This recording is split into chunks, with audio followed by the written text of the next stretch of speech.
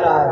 उसी प्रकार यह 18,000 श्लोकों का गायन तो कर चुके हैं, पुराण तो लिख चुके हैं, लेकिन परोसा किसके सामने जाए? अब व्यास के सामने यह व्यथा उत्पन्न हो गई। तब उनको तुरंत अपने पुत्र का स्मरण आ गया कि मेरा पुत्र सुखदेव ऐसा है जो इस भोजन के पात्र है, उसके सामने परोसा जाएगा तो यह पात्रता उसके अंदर भरा हुआ है, वह पचा ले जाएगा, क्योंकि जो पात्र होगा उसे यह भोजन खिलाया जाए। क्योंकि मैंने कहा था, अभी कुछ दिन पहले कहा था कि अगर खट्टे बर्तन पर गाय का दूध रख दिया जाए, दूध फट जाता है। ताम्र पात्र में अगर दूध दही रखा जाए तो दूध दही विष के समान हो जाता है। उसी प्रकार ज्ञान उसके सामने आप रखिए जो ज्ञानी को समझे, ज्ञान को समझे, आपको समझे। मूर्खों के सामने आप ज्ञान मत प्रस्तुत करिए, क्योंकि मूर्ख आपसे तर्क करेगा, आपसे ज्ञान नहीं लेगा। क्यों हुआ, कैसे हुआ, कब हुआ, काहे हुआ, सभी प्रश्न करेगा। इसलिए आप कोई उचित बात, उचित चीज है तो आप उचित व्यक्ति के सामने पहुंचे। इसलिए सुखदेव भगवान को यह 18,000 श्लोकों का गायन, 18,000 श्लोकों का गायन करते हैं। लेकिन बुलाया कैसे जाए उन्हें? वो तो बाबा बैरागी बनकर जंगलों में घूम रहा है, उसे कैसे बुलाया जाए? महाराज अपने 4 शिष्यों को 4 श्लोक रटा करके भेजते हैं, जाओ इस श्लोक को गुनगुनाओ, जहाँ पर सुखदेव होगा मैं जानता हूँ वो भगवत रसिक है, जब वो श्लोक को सुनेगा तो भागा भागा मेरे पास आएगा।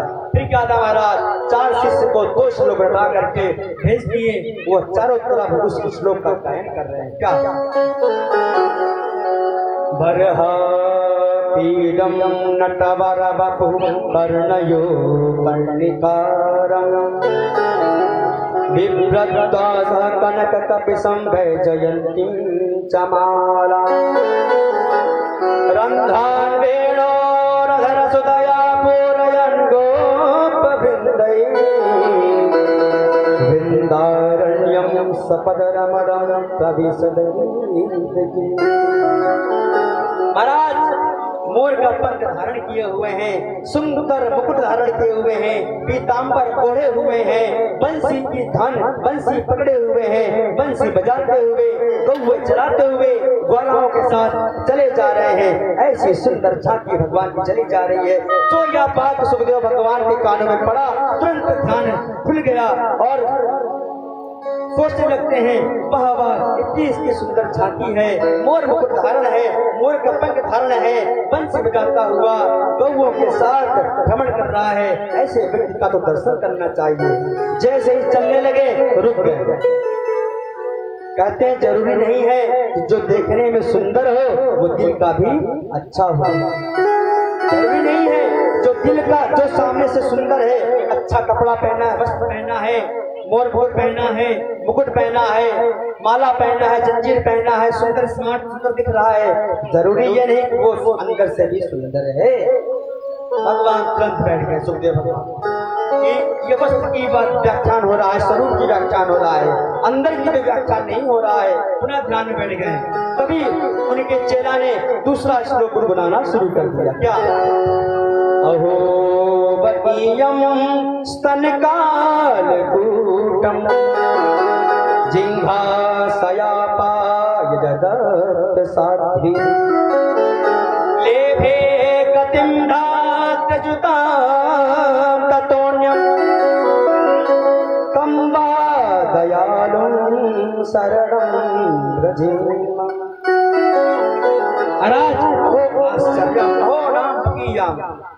बकी नाम पूतना का, बकासुर की भगनी पूतना स्तन पर कालकूट विष लगा करके भगवान को पिलाने आई थी, लेकिन उसको भी भगवान ने माँ का दर्जा दिया। माँ समझ करके पहले उसको स्तनपान किया और उसे उत्तम लोक को प्राप्त कराया। जैसे ही यह शब्द उनके सुखदेव भगवान के कानों में पड़ा, अरे ये तो अंदर से भी कोमल है। अरे जिस व्यक्ति को विष पिलाने के लिए आई उसे भी इस माँ के भाव से देख रहे हैं तो दिल के बहुत अच्छे हैं। ऐसे व्यक्ति का तो दर्शन करना चाहिए। महाराज तुरंत सुखदेव भगवान ध्यान मुक्त होकर के भागे भागे शिष्य के पास आते हैं और बोलते हैं, हरे गुणा चित्रमते भगवान बादा बेड़ी अज्जानाम नित्यम विष्णु जनप्रिया पास आकर कहते हैं, अरे भैया इतने सुंदर सुंदर श्लोकों का गायन कर रहे हो, अरे तनिक और भी सुना दीजिए। तो चेला कहते हैं, भैया हमें से तो ही श्लोक आता था, मैंने सुना दिया, अगर आपको और सुनना है तो ऐसे 18,000 श्लोक मेरे गुरुदेव के पास हैं। अगर आप इच्छुक हैं, अगर आप भावुक हैं, अगर आप सुनना चाहते हैं तो चलिए मेरे पीछे पीछे मेरे गुरुदेव भगवान के पास। तो अरे भैया अहो रसिका भूमि भाव का, सुखदेव भगवान तो भाव के रसिक हैं, तुरंत पीछे पीछे चले आए। जब देखते हैं व्यास नंदन पराशर नंदन व्यास जी देखते हैं उनका पुत्र सुखदेव सामने प्रकट हो गया। धन्य है श्रीमद् भागवत, धन्य है यह कृष्ण की कथा, जो जन्म लेते ही पुत्र घर द्वार छोड़कर चला गया था, लेकिन भगवान का नाम सुनकर वही पुत्र पुनः घर की ओर चला आया। भगवान व्यास जी बारंबार इस भागवत को प्रणाम कर रहे हैं। धन्य है श्रीमद् भागवत महापुराण, मैं पुकारा बेटा बेटा लेकिन बेटा नहीं आया, लेकिन तो श्लोक सुनने मात्र से मेरा बेटा मेरे घर चला आया। ऐसे ही श्रीमद् भागवत, बोलिए श्रीमद् भागवत महापुराण की। महाराज का था आत्मा रामस्य मुनियो निर्गंथा युरुक्रमे कुर्वन्त है तो किम भक्ति निष्ठा भूत गुणो हरि। 18,000 श्लोक का रसपान भगवान परीक्षित को, भगवान सुखदेव को कराते हैं व्यास जी महाराज। यही आगे चल के सुखदेव भगवान परीक्षित के सामने परोसते हैं। यदा निधे कौरवसंजयाना वीरे स्वतो वीरगतिं गतेषु ऋकोदरावेद्य गदाभिमर्श भग्नोरुदुण्डे धृतराष्ट्रपुत्रे। अब श्री सूत जी महाराज परीक्षित की चरित्र प्रारंभ यहाँ से करते हैं। सूत जी कहते हैं, ऋषियों जिस समय युधिष्ठिर के द्वारा धूत पीड़ा में दुर्योधन ने द्रौपदी को जीत लिया था और दुशासन को आज्ञा दिया, जाओ केस पकड़कर सभा में लेकर के आओ। जब द्रौपदी रोती बिलखती हुई वहां पर आती, जब द्रौपदी रोते बिलखते आती है, दुशासन उनके साथ अत्याचार कर रहा होता है। महाराज द्रौपदी ही सबके सामने हाथ जोड़ करके निवेदन कर रही है, परम पिता पितामह भीष्म से निवेदन कर रही है कि पितामह आपके सामने यह कुलवधू का अपमान हो रहा है और आप देख रहे हैं। महाराज जी से निवेदन करती है, वहां जितने बैठे थे सबसे निवेदन करती हैं, लेकिन कोई उनकी रक्षा करने के लिए आगे नहीं आता। समझ गई अब मेरी रक्षा करने वाला कोई नहीं है। तुरंत दोनों हाथ उठा करके भगवान को याद करती है। किसको? अपने भाई श्री कृष्ण को। प्रभु यहाँ तो सब उत्सुक बैठे हैं, सब मेरे चरित्र का तमाशा देखने बैठे हैं, मेरी लाज लुटने वाली है, सब मेरी लाज लुटते हुए देखना चाहते हैं। प्रभु अब आज की आपकी बहन की लाज लुटने वाली है या आप भी देखेंगे? इसलिए हे नाथ, मैं आपकी बहन आपको पुकार रही हूँ। देखिए जब आप असहाय हो जाइए, दोनों हाथ उठा करके भगवान के सामने रख दीजिए। भगवान अब मैं आपके सामने नतमस्तक हूँ, अब आप जो करें सो आप ही करें। सबसे हाथ जोड़ लिए, लोगों से आप हाथ मत जोड़िए, लोग क्या आपके करेंगे। द्रौपदी जी ने ही गलती की, सबसे हाथ जोड़ी। अंत में श्री कृष्ण भगवान को याद करती है, अपने भाई को याद करती है। अगर यही अपने भाई को पहले याद करती तो क्या पता यह फिर से नहीं होता। महाराज दोनों हाथ उठा करके पुकारा और क्या पुकारती हैं? कहाँ जा छुपे हो प्यारे कन्हैया, यहाँ लाज मेरी लुटी जा रही है। कहाँ जा छुपे हो प्यारे कन्हैया, यहाँ लाज मेरी लुटी जा रही है। कहाँ जा छुपे हो प्यारे कन्हैया, यहाँ लाज मेरी लुटी जा रही है। कहाँ जा छुपे हो प्यारे कन्हैया, यहाँ लाज मेरी लुटी जा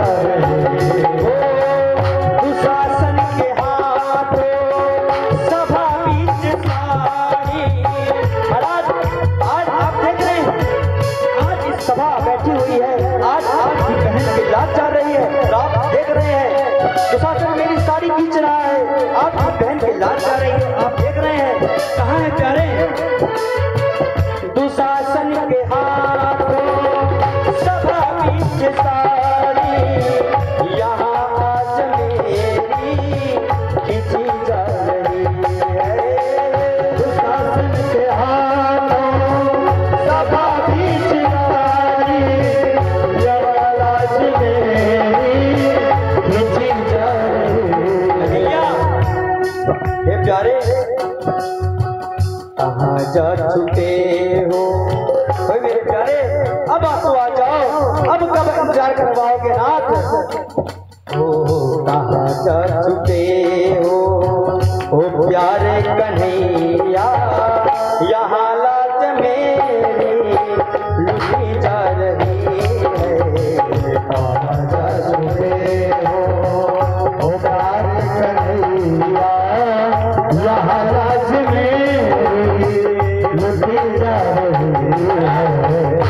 स्त्री सब कुछ बर्दाश्त कर सकती है, लेकिन समाज में अगर उसका समाज में अपमान होता है, उसका वस्त्र का हनन होता है, उसकी मर्यादा जाती है, तो यह स्त्री कभी बर्दाश्त नहीं कर सकती। क्योंकि स्त्रियों की लज्जा क्या है? घूंघट है, आंचल है, वस्त्र है, लज्जा है। जिस स्त्री की आंखों में लज्जा नहीं है वह स्त्री कहलाने योग्य है। जिस स्त्री के पास आंचल का लज्जा नहीं है वह स्त्री नहीं है। इसलिए जहाँ मेरी आंचल मेरी लज्जा है नाथ, जिस ससुर के सामने मैं हमेशा सर पर पल्लू रख करके निकलती थी, आप उन्हीं ससुर के सामने मेरी लाज जा रही है और आप देख रहे हैं नाथ। खींच ना सका दुशासन भी हारा। जैसे यह शब्द सुनते हैं अब प्रभु से रहा नहीं गया, तो प्रभु अपनी लीला उत्पन्न करते हैं, प्रकट करते हैं। अब यहाँ पर प्रभु की लीला प्रारंभ होती है। खींच ना सका दुशासन भी हारा, ना समझी थी मोहन तेरा इशारा। खींच ना सका दुशासन भी हारा, ना समझी थी मोहन मैं तेरा इशारा। साड़ी के हर तार में तुम कन्हैया, इसीलिए साड़ी बढ़ी जा रही है। साड़ी के हर तार में तुम कन्हैया, इसीलिए साड़ी बढ़ी जा रही है। कहाँ जा चुके हो ओ प्यारे कन्हैया, यहाँ लाज मेरी लुटी जा रही है।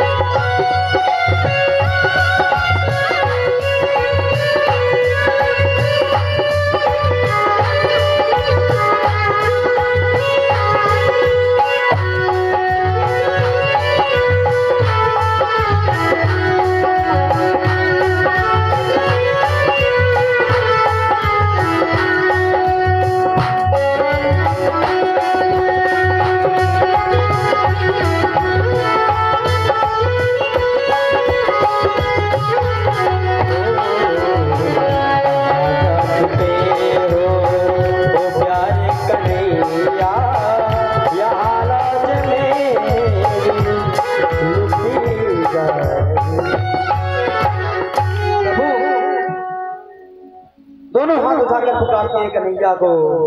दीन दयाल सुने तब ते मन में कछुए सी बसी है। अरे तेरी कहायत जाऊं कहाँ प्रभु, मेरी हसीना ये तेरी हंसी है। तेरे ही एक सहाय मलूक सो, तेरे बिना नहीं तू जो जसी है। हे हो मुरारे पुकार कहूँ अब, मेरी हसीना ये तेरी हंसी है। दोनों हाथ उठाकर भगवान को पुकारती हैं। इस प्रकार जब अधीर होकर के पुकारा, तब प्रभु वस्त्र अवतार होकर के धारण करके उसकी लज्जा बचाई, उनकी लाज बचाई। 10,000 गज बल घटो घटो न 10 गज। महाराज दुशासन परेशान हो गया, साड़ी खींचते खींचते खींच न पाया, चक्कर में पड़ गया कि साड़ी बीच नारी है, कि नारी बीच साड़ी है, कि साड़ी ही की साड़ी है, कि साड़ी ही की नारी है। चक्कर में पड़ गया, मैं साड़ी को खींच रहा हूँ कि नारी को खींच रहा हूँ, क्या खींच रहा हूँ, पगला गया महाराज। अब बताइए भगवान ने उनकी लाज क्यों बचाई? सिर्फ एक ऋण के लिए।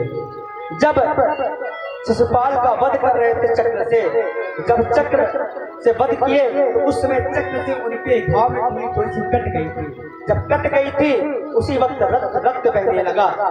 सारी रानियां खड़ी है, पटरानियां खड़ी है, कोई आगे नहीं बढ़ा, लेकिन सब रो रहे हैं, भगवान को चोट लग गया, चोट लग गया, रक्त बह रहा है। शोक सत्य भामा की ओर कमणि रोई राय, बांधन को मत खोजती पटरानी अकुला।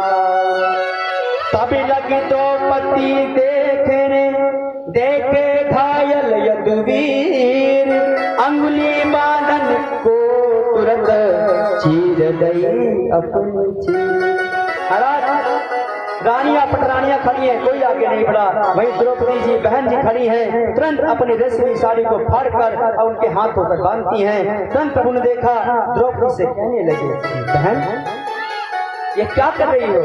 अरे थोड़ी सी तो चोट है, अपनी नई रेशमी साड़ी फाड़ती, इतनी सी चोट के लिए। तब द्रौपदी ने क्या कहा, प्रभु मैंने नहीं फाड़ा, फिर कौन फाड़ा? प्यारे घनश्याम यदि काम आवे आपके, तो काट तू नसों को, ये तो रेशमी धागे हैं, और धागे भी अभागे, इनका कौन मोल करे हैं। ना दुल्हन के जोड़े, ना दुल्हा के बागे। महाराज प्रभु ने कहा, अरे ज्यादा तो चोट नहीं लगी थी, तो क्या जरूरत थी? द्रौपदी ने कहा, प्रभु मैंने नहीं फाड़ा, मैंने नहीं चीरा। फिर मैंने नहीं फाड़ा चीर पीर देख अधीर हो, धागे स्वयं नानात चीड़ छोड़ भागे हैं। वो धागे हैं अभागे, जो बढ़े नहीं आगे, भाग उन्हीं पे जागे हैं, जो उंगली पर लागे। अगर यहाँ पर कुछ दिक्कत आ जाए, तूफान आ जाए, बारिश आ जाए, और सब भक्त उठकर भागे भागे बाहर अपनी जान बचाए, और यहाँ पर पंडाल गिर रहा है, मंच गिर रहा है, व्यास जी बैठे हैं, गुरु जी भगवान बैठे हैं, भगवान बैठे हैं, उनका कोई ख्याल नहीं कर रहा है, मैं हम सब कोई मिलकर पंडाल को इतनी तेजी से पकड़ लें ताकि कोई बाधा ना ले पाए। लेकिन आप अपना स्वार्थ देख करके अगर अपनी बचाएंगे तो फिर कैसे चलेगा? इसलिए प्रभु यहाँ कई रानियां खड़ी हैं, लेकिन हमने नहीं पाला। ये जो धागे बने हैं आपके, ये स्वयं आपकी ओर भागे। साड़ियों में कई धागे होते हैं, कोई रेशमी होता है, कोई बनारसी होता है, सब होते हैं, लेकिन भाग तो रेशमी की जागा था ना। इसलिए प्रभु मैंने नहीं पाला। इतना सुनकर प्रभु गदगद हो गए, बहन मैं यह बात याद रखूंगा, यह तेरा एक ऋण ये अनंत हो गया। देखना प्रभु कहते हैं आगे मैं तेरे काम आऊंगा, रहेगा याद ये दिन ना जीवन में भुलाऊंगा। समय पर देखना द्रौपदी तुम्हारे काम आऊंगा। बहन तेरी इस रेशमी साड़ी के 4 धागों पर हजारों साड़ियां देकर तुझे दुख से उबारूंगा। तो आज यही रेशमी साड़ी फाड़ करके जब बांधी थी, उसी का ऋण भगवान अनेकों अनेक रेशमी साड़ी उनके चरणों पर भेजती है। बोले वृंदावन बिहारी लाल की जय। ऐसे हैं हमारे कन्हैया। यही आगे चल करके महाभारत का चढ़ बना उत्पन्न हुआ। जब महाभारत के युद्ध में सभी कौरव मारे गए, दुर्योधन अकेले पड़ा हुआ है, सारे पांडव अपने महल पर विराजमान हैं। तो अश्वत्थामा रात्रि के समय आकर के दुर्योधन से कहता है, मित्र मैंने तुम्हारा राजपाट देखा, तुम्हारा वैभव देखा, लेकिन आज तुम्हें इस अवस्था में देखकर मेरा हृदय बहुत व्याकुल है, बहुत दुखी हूँ। महाराज बताओ मैं आपके लिए क्या कर सकता हूँ। तब दुर्योधन कहता है, मित्र मुझे दुख तकलीफ किसी का नहीं है। हम 100 भाई थे, सब के सब मारे गए, लेकिन वो 5 भाई थे, उनको एक भी खरोच तक नहीं आया। अरे मैं मरते मरते एक चीज की लालसा रखता हूँ, मेरी एक इच्छा है कि उन 5 में से एक का सिर अगर मुझे लाकर दे दो तो मैं मरते मरते अपने चित्त को शांत कर लूं, मेरा मस्तिष्क शांत हो जाएगा। अश्वत्थामा कहता है, महाराज एक की बात करते हो, मैं तुमको हमारा मित्र तुमको वचन देता हूँ, मैं 5 का सिर काटकर आपके चरणों पर लाता हूँ। फिर क्या था महाराज, ऐसा वचन दे करके चल पड़ा। अब रात्रि में विचार करने लगा, मैं तो अकेला हूँ, वो तो 5-5 हैं, साथ में वो छलिया भी है, कैसे मैं विजय प्राप्त करूंगा। तो रात्रि का समय था, ऊपर वृक्ष था, तो वृक्ष में कुछ कौवे बैठे थे, कुछ उल्लू बैठे थे। तो देख रहा है कि एक उल्लू कई कौओं को मार देता है। रात्रि के समय एक उल्लू कई कौओं को मार देता है, तो समझ गया कि काग उल्लू के नाम, रात्रि में अगर मैं अकेले में इन सबको मारूंगा तो मैं विजय प्राप्त कर लूंगा। समझ गया, सब सो रहे होंगे, उसी वक्त जाकर के वध कर दूंगा तो मैं विजय प्राप्त कर पाऊंगा। ऐसा कहकर अश्वत्थामा चल पड़ा। अब भगवान हरि तो सब जानते हैं क्या होने वाला है। भगवान समझ गए थे कि आज रात्रि क्या होगा। तुरंत भगवान 5 पांडवों से कहते हैं, चलो हम सभी महाभारत इस युद्ध को जीत गए हैं, चलो हम सभी बाहर चल के उत्सव मनाते हैं। तो महाराज 5 पांडव को ले जाकर के कहीं बाहर उत्सव मनाने के लिए चल पड़ते हैं, और 5 पांडव की सैया में 5 द्रौपदी के पुत्र आकर के विराजमान हो जाते हैं। जो 5 पांडव के पुत्र हैं, 5 पांडव के पुत्र सेम अपने पिताजी की तरह दिखते थे, सारे अपने पिताजी की तरह शकल से सूरत से मिलते थे, शरीर से मिलते थे, और सभी पुत्र आकर के अपने अपने पिता के स्थान पर सो जाते हैं। अब अश्वत्थामा रात्रि को आता है, 5 पांडव को पांडव समझ करके 4 बालकों का सर धड़ से अलग करके मार करके 5 बालकों का सर ले जा करके जाता है दुर्योधन के पास और बोलता है महाराज देखो देखो, तुम एक की बात कर रहे थे, मैं तुमको 5 लेकर के आया हूँ सर। पहले तो दुर्योधन को विश्वास नहीं हुआ कि असंभव, 5 पांडव ऐसे कैसे मर सकते हैं। थोड़ी सी खुशी तो मिली, लेकिन जैसे ही पास अश्वत्थामा आया, दुर्योधन देखता है, अरे राम राम तूने ये क्या कर दिया। अरे मित्र ये तो 5 पांडव नहीं, ये तो 5 पांडव के पुत्र हैं। महाराज तूने तो गजब कर दिया, अरे तुमने तो मेरे कुल को पानी देने के लिए छोड़ा नहीं। अरे यही तो थे जो मेरे कुल को पानी देते, तुमने इनका संहार करके मेरे कुल में पानी देने वाला नहीं छोड़ा। ऐसा कर कर दुर्योधन विवश होकर के क्रोध होकर के अपना प्राणांत करता है। उसका अंत होता है। अब अश्वत्थामा के हृदय बढ़ने लगी, अगर ये 5 पांडव नहीं है, 5 पांडव के पुत्र हैं, तो अब अर्जुन मुझे छोड़ने वाला नहीं है। फिर क्या था महाराज, अब उधर जब द्रौपदी देखती है मेरे 5 पांडव, सोचिए किसी माता के एक पुत्र को चोट आ जाती है कितनी तकलीफ होती है। मैया के तो 5-5 पुत्र सर से धड़ से अलग हुआ पड़ा हुआ है। सोचिए द्रौपदी के मन में क्या हो रहा होगा। माता शिशूनां निधनं सुतानां निशम्य घोरं परितप्यमाना तदा रुदध्वाश्वकलाकुलाक्षी तां सान्त्वयन्नाः किरीटमा। द्रौपदी की इस व्यथा को देख करके महाराज द्रौपदी रोने लगी, चित्कार उठने लगी, छाती पीट पीट कर अपने बच्चों से निपट कर रो रही है कि हाय हाय मेरे 5 पुत्र मारे गए। अरे मेरे कुल के तो जल देने वाले 5 ही बचे थे, उस दुष्ट ने मार दिया। 5 पांडव को पता चला, 5 पांडव आते हैं, देखते हैं कि मेरे 5 पुत्रों का सर धड़ से अलग है। तुरंत अर्जुन गांडू लेकर के प्रण करते हैं, जिस पापी ने यह पाप किया है मैं अर्जुन प्रण लेता हूं कि उसको मैं छोड़ूंगा नहीं। भीष्म भी भीम भी पढ़ लेते हैं, मैं उसे अपने गदाओं को छोड़ूंगा नहीं महाराज। फिर क्या था, भगवान श्री कृष्ण के साथ अपने रथ में विराजमान होकर के अश्वत्थामा के पीछे चल पड़ते हैं। अब अश्वत्थामा डर गया, ब्रह्मास्त्र छोड़ दिया। जब ब्रह्मास्त्र छोड़ा तो अर्जुन घबरा गए, भगवान से पूछते हैं भगवान अब क्या करूं। भगवान कहते हैं तुम्हारे पास भी ब्रह्मास्त्र, ब्रह्मास्त्र छोड़ो। तो दोनों ब्रह्मास्त्र एक दूसरे को टकराते हैं। ब्रह्मास्त्र जब टकराते हैं तो भगवान बोलते हैं कि अर्जुन अब ब्रह्मास्त्र को शांत करो। ब्रह्मास्त्र शांत करते हैं, तुरंत अर्जुन अश्वत्थामा का केश पकड़कर रथ में बैठाते हैं और बैठा करके जब चल पड़ते हैं, भगवान श्री कृष्ण कहते हैं अर्जुन क्या कर रहे हो, अरे ये पापी है, आइए मारो इसे, तुरंत मारो, कहाँ लेके जा रहे हो। अर्जुन कह रहे हैं कि प्रभु इच्छा तो मेरी भी कह रही है कि मैं इसे तुरंत मार दूं, लेकिन मैंने द्रौपदी के सामने प्रण लिया था कि इनके सामने मैं इसका हत्या करूंगा, इसे मारूंगा। क्योंकि भगवान जानते हैं अगर द्रौपदी के सामने गया तो मरेगा नहीं, फिर बच जाएगा। मत्तम प्रमत्तम नमत सुप्तम बलि स्त्रियम जगम प्रपन्नम विरथम भीतम न रिपुम हन्ति धर्मविद। इसने अन्याय किया है अर्जुन।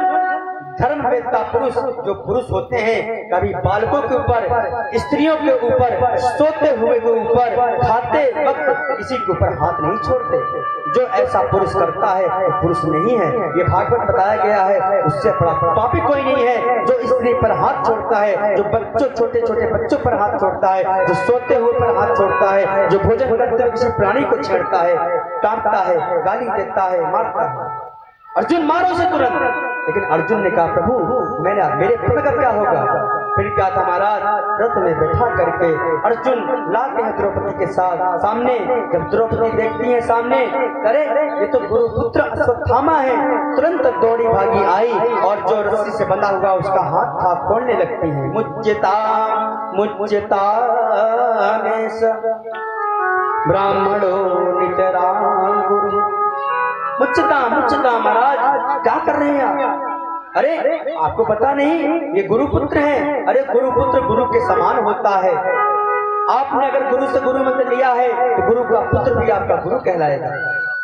अरे आप अर्जुन, आपको गुरुजी ने ऐसा ऐसा विद्या दिया जो स्वयं अपने पुत्रों को नहीं दिया और आप इनके साथ ऐसा कर रहे हैं। तब जाकर अर्जुन कहते हैं देवी तुमको जिस पर दया आ रही है ना, यही तुम्हारे बालकों का हत्यारा है, क्या तुम छोड़ दोगी? द्रौपदी कहती है भगवान हे नाथ, पुत्र का मोह क्या होता है मैं जानती हूँ, मुझे पता है पुत्र का मोह क्या होता है। अरे मेरे पुत्र नहीं, मेरे 5 पति तो हैं, मैं आप सबको देख करके जी लूंगी, लेकिन आप अपनी गुरु माता के विषय में सोचे हैं? अरे गुरु तो चले गए महाभारत के युद्ध में, द्रोणाचार्य जी तो प्रणांत हो गया, अब इन्हीं को देख करके आपकी गुरु माता जी रही हैं। अगर आप इनका संहार कर देंगे तो गुरु माता आप किसकी सारे जिएंगे। मैं जानती हूँ कि पुत्र के मोह में क्या पीड़ा होती है, इसलिए आप इनको छोड़ दें। मां रोदितस्य जननी गौतमी पतिदेवता यथाहं मृत्युवता वत्सा तो रोदमश्नुखी। मुझे पता है माता गौतमी जो माता कृपी है उनका क्या होगा, इसलिए आप इन्हें छोड़ दीजिए। अब अर्जुन तो प्रण लिए थे, क्षत्रिय जब प्रण करते तो प्रण को निभाते हैं। एक एक बात महाराज समझ में आ गया। अब एक दूसरे को लोग देख रहे हैं क्या किया जाए। अरे मैं तो वचन लिया हूँ, तस्मात् शास्त्रम प्रणारम्भते कार्य व्यवस्थितो।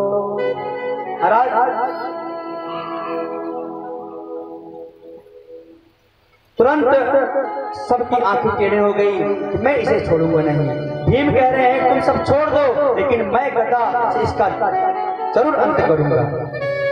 तब अर्जुन भगवान की तरफ देखते हैं, भगवान अब आप ही कुछ करिए, आप वहां कोने पर खड़े खड़े क्या देख रहे हैं, आइए यहाँ पर कुछ मार्गदर्शन कीजिए। फिर क्या था, भगवान क्या बोलते हैं, ब्रह्म बंधुर्न हन्तव्य आतताई बधारहर मयि भूभमनात्म परिपाह्य अनुशासनम। अर्जुन, ब्राह्मण कितना भी पापी क्यों ना हो वो कभी वध करने योग्य नहीं है, लेकिन अर्जुन ये भी साफ लिखा है पापी कोई भी हो छोड़ना नहीं है। अर्जुन समझ गए ये टेढ़ी टांग वाला कभी सीधा सीधा बात नहीं करता है, जब भी करेगा गोल मोल करेगा। एक तरफ कह रहा है ब्राह्मण है कहीं मारना नहीं चाहिए, एक तरफ कह रहा है पापी कोई भी हो छोड़ना नहीं है।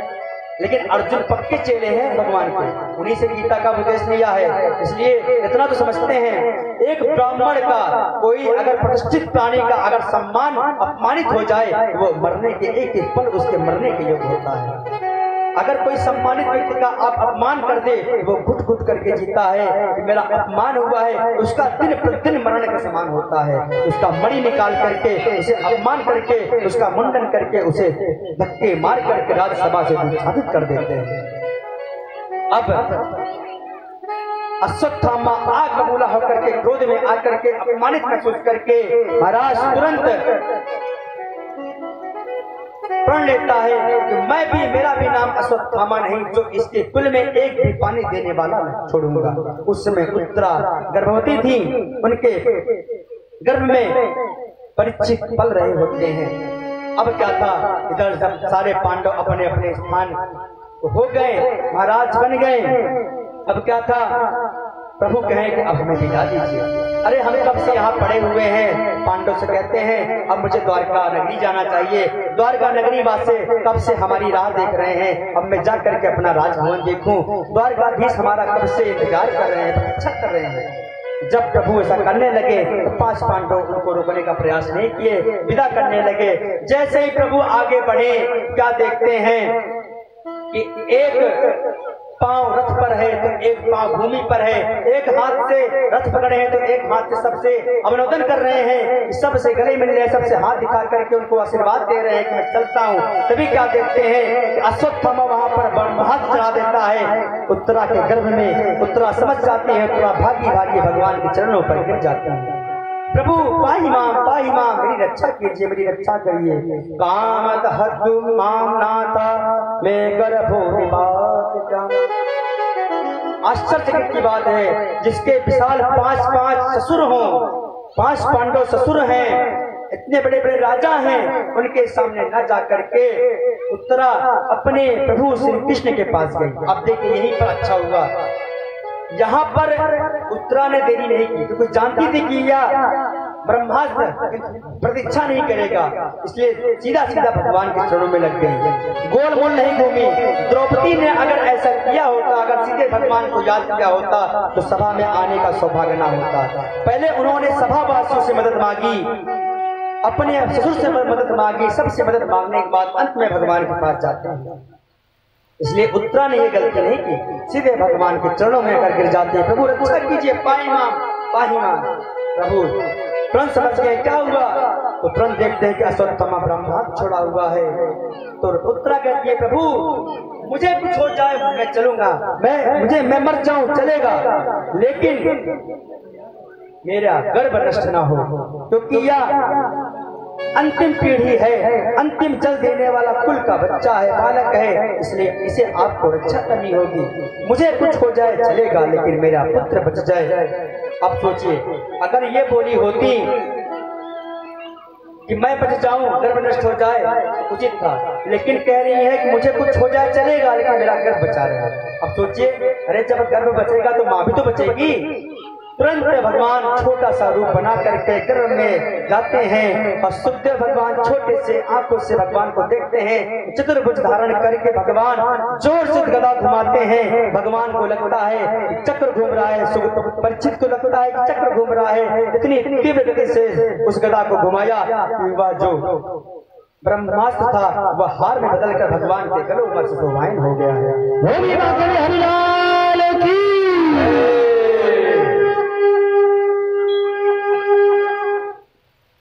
महाराज फिर क्या था, उत्तरा का गर्भ सुरक्षित हुआ। अब महाराज यह सब देख देख करके जब भगवान चलने लगते हैं, कुंती मैया वहीं कोने पर खड़ी होकर के देख रही हैं, अरे इतना पुनीत काम किया है मेरे भतीजे ने, प्रभु ने, लेकिन कोई धन्यवाद तो नहीं कर रहा है। तुरंत आकर के कुंती मैया बुआ जी अपने भतीजे के पांव पर पड़ पड़ती हैं, चरणों पर गिर जाती हैं, हे प्रभु रक्षा करो। अब प्रभु कहते हैं, अरे बुआ, यह उल्टी गंगा कैसे बहा रही हैं? अरे मैं तो आपका भतीजा हूँ, पुत्र हूँ। अरे मैं आपका चरण छूंगा, आप मेरा चरण छू रही हैं। कुंती मैया कहती है, प्रभु बस आप कुछ क्षण के लिए शांत रहिए, आज मेरे हृदय में जो है बोलने दीजिए। अब प्रभु मंद मंद मुस्कुराते हुए उनकी बात सुन रहे हैं। महाराज 26 श्लोकों में कुंती मैया ने स्तुति की। क्या? नमस्ते पुरुषं त्वाद्यमीश्वरं प्रकृते परम अलक्षं सर्वभूतानां अन्तर्बहिर्व्यवस्थितं माया दमनयचान्नचमाब्जोदवच्चं न लक्ष्यसे मूलदृशां नटो नाट्यधरो यथा। इस प्रकार से 26 श्लोक में कुंती मैया ने स्तुति की। प्रभु आज आप शांत रहिए, हम बोलेंगे। जो कुछ मुझे बोलना है आप चुपचाप खड़े होइए।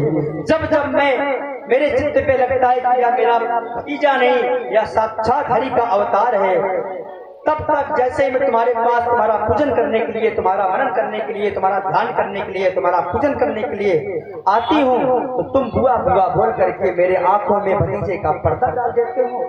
इसलिए हे केशव, आज तुम शांत रहो, जो मेरे मन में है उसे कह लेने दो। अरे विषमाग्ने पुरा दर्शनाद सस्तभाया वनसाक्षिता। अरे आप नहीं होते, अगर आप दुख में ही रहते हैं प्रभु, तो अगर आप नहीं होते तो यह महाभारत जितना बड़ा हुआ, तिल तिमिंगल जैसे महान मछली जो दुर्योधन के पक्ष में थे, महाराज आप ना होते तो कैसे मेरे पास पांडव जीवित रहते। अरे उधर इतनी बड़ी सेना थी, एक से बढ़कर एक वीर योद्धा थे, इधर मेरे छोटे छोटे बालक थे। आपकी ही कृपा है महाराज, जो हमारे 5 पुत्र अपने कुशल हैं, और कोई धन्यवाद भी नहीं कर रहा है आपको। महाराज मेरे भीम को, मेरे पुत्र को विष का लड्डू खिलाया गया मारने के लिए, मेरे सामने विष खिलाया गया, लेकिन महाराज विष पीने के बाद जब मुझे मिला तो 10,000 हाथियों का बल लेकर के मिला। प्रभु सब आपकी कृपा है, सब आपकी कृपा है, आपके बिना कुछ नहीं हो सकता। महाराज करते सब आप हैं। बुआ जी से कहते हैं, बुआ जी अरे मैंने थोड़ी लड़ा है, महाभारत हुआ, मैंने धनुष थोड़ी उठाया है। अरे आपके पुत्र इतने लायक हैं, इतने वीर हैं कि स्वयं 5 पुत्र आपके मिलकर के इस महाभारत को जीत लिए। महाराज कुंती मैया कहती हैं, प्रभु करते कराते तो आप हैं, मेरे बालक तो निमित्त मात्र हैं। प्रभु अगर आप नहीं होते तो जिनको इच्छा मृत्यु